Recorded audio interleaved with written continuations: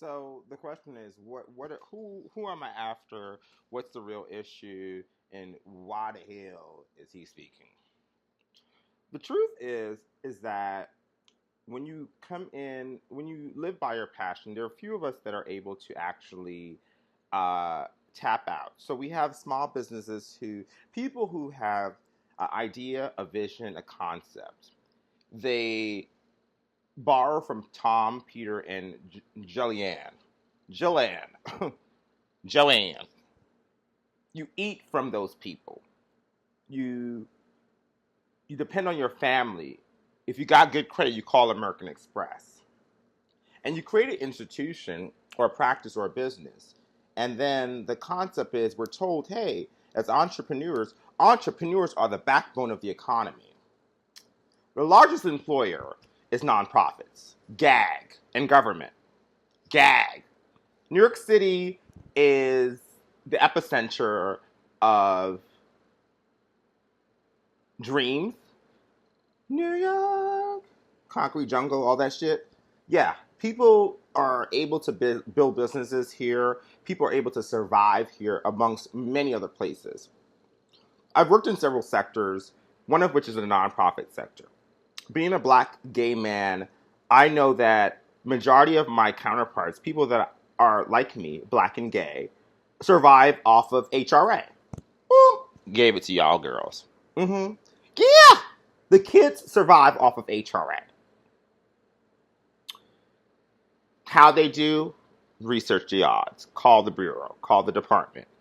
And they're stuck in a system where because of their situation, they've gotten certain things, they've got certain benefits, and the city has been really kind. New York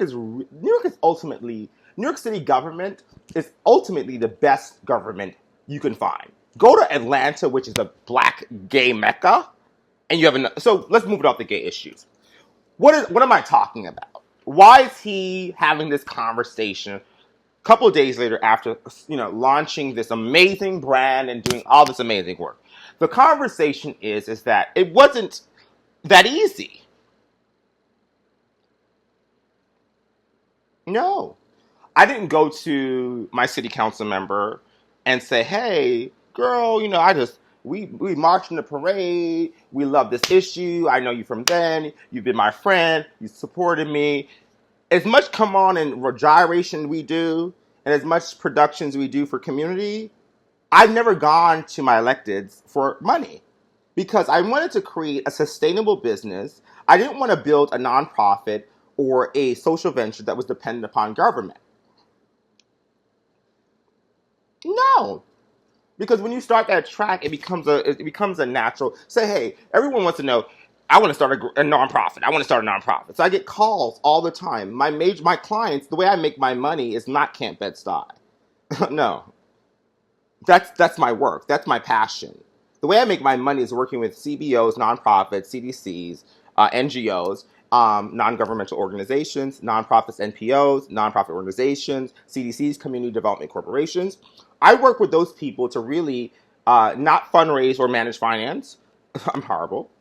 What I do is work on creating innovative programs and platforms. So the conversation is, okay, what happens to the greats?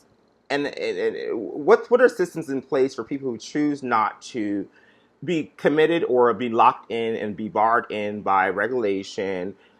Listen, bottom line is the amazingness of what I've done this summer could not and would not be supported by DYCD. First of all, the conversation begins when, if I apply for an RFP, would I get it? Yeah. I could spin an RFP in a minute. I could get OTS, OSP, new, whatever they call it now, New Zone, Brock Zone, Sonic, the Hedgehog, Power Rangers. I could get all that money. Yeah? Not in question. But they would give me 100 kids from Bed-Stuy, or actually they'll give me 500 kids from Bed-Stuy for $500,000. When the real cost of what I've done this summer might have been $250,000 to service 110 kids. So they'll give me 500 kids for 110 kids. Bottom line, they don't pay for the true services, the impact statements that we make. They don't pay for innovation. They don't pay for different. They don't pay for the step out, the reach out, be by yourself. They don't pay for that. What they pay for is they'll give you the lowest bidding the lowest bidding contract is not the best service. Pause a minute. If I was selling toilet paper to I don't want to call. If I was selling toilet paper, to the New York City Department of Education, I said who shit them.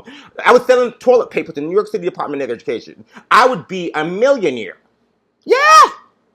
If I was catering services to community centers within the DYCD system, I would have a $5 million contract. It wouldn't make sense because somehow government chooses to give the short end of the stick to the people who are doing the most impact-based work.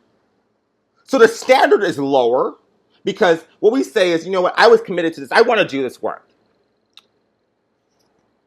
You know, I started this mission. I came up with this idea because I wanted to make change. Those are the people.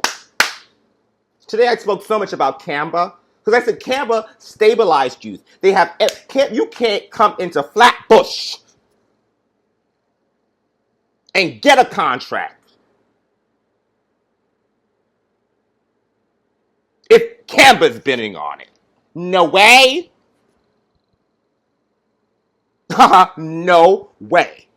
They tackled illegal eviction and harassment. They tackled it. They got that. They've been had that. One of the few. We lost so many agencies. Why I don't want to do nonprofit, why I don't want to scoop up discretionary funding is because it's not a model that is sustainable. We lost agencies in our neighborhood that were doing amazing youth services. You remember the Valley? You remember the Valley, John Best, who's dead and gone? The Valley? The Valley was an amazing organization. I learned from the best. Deputy mayor. The groundwork? Where's groundwork? They got all the money. Where's groundwork? The model needs to be changed for community-based organizations and nonprofits, 501c3. There needs to be a change. We need to raise the bar. We don't need the lowest bidder. We need the best work. You gave them all the money, and it wasn't enough. They had 25 million. Talk to your deputy. I'm not going to call no names. Why did it fail? Why did they have to merge? Merge is called, we going out of business, but we just going, yeah. Yeah. That's my struggle. The nonprofit model is not sustainable, especially in a city like New York, where contracts go to the lowest bidder. You go in for a contract with agencies, like I've experienced, and you apply for $500,000. You come out the door with $350,000 for the same services and the same numbers. They then tell you duplicate them and unduplicate them, duplicate them and unduplicate them, duplicate them and unduplicate. So this month we're going to duplicate them because no, this month we're going to unduplicate. We don't want you to do. We want all those signatures. Shut up with the signatures. Let's serve community.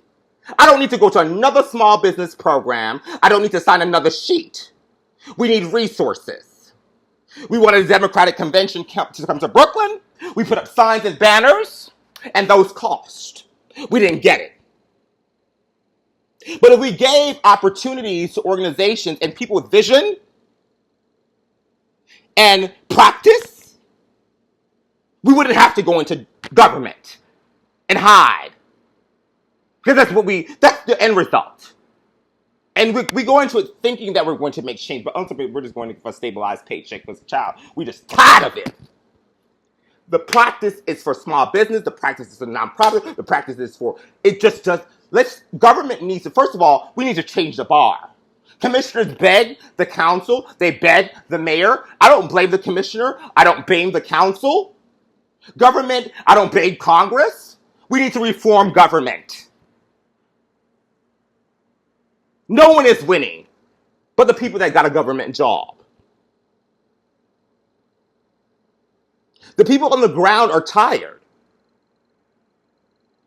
And as we go along and we become tired, the system only lends to nothing. So we got Goddard side, and we got more Manhattan agencies in Brooklyn. Yeah, who runs our community center in Fort Greene?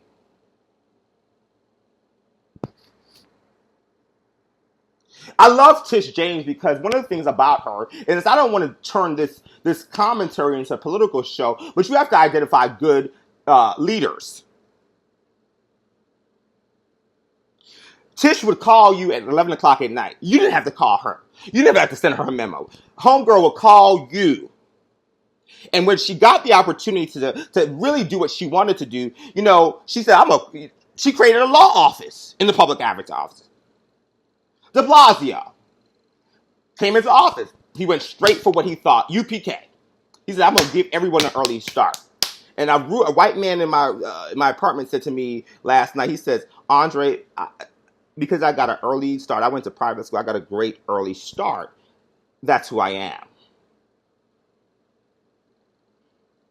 Businesses need a great early start.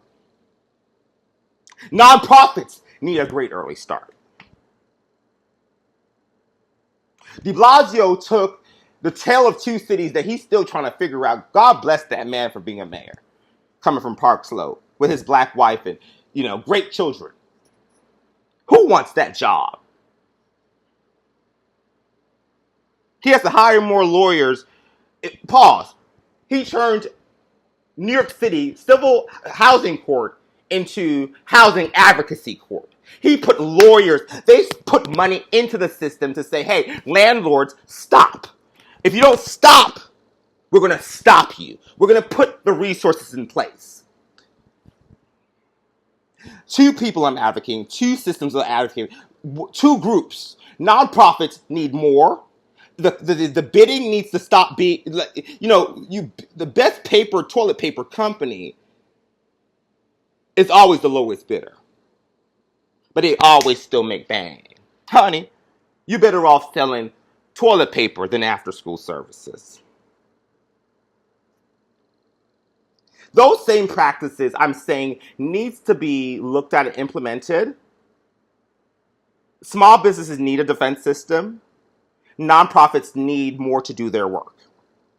Let's stop closing the door on innovation. Let's stop closing the door on the backbone of the economy, which they consider to be not small business. Because at the end of the day, small businesses are failing faster. Nonprofits are going out of business faster. The ones that are able to raise more unrestricted money because of their counterparts, they're crossing the bridge.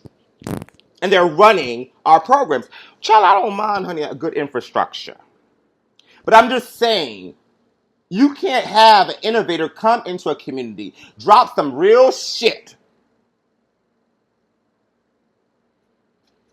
I'm done.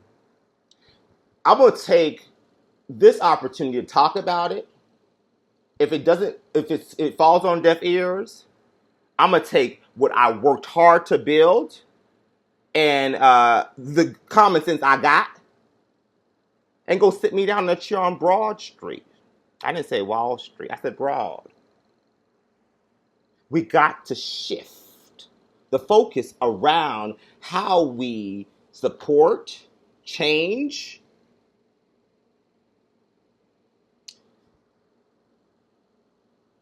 shout out and kudos to the people that are going to do good work. Shout out the kudos to the people who respond. And this is not a last shot on any city elected official. Really. Goodbye.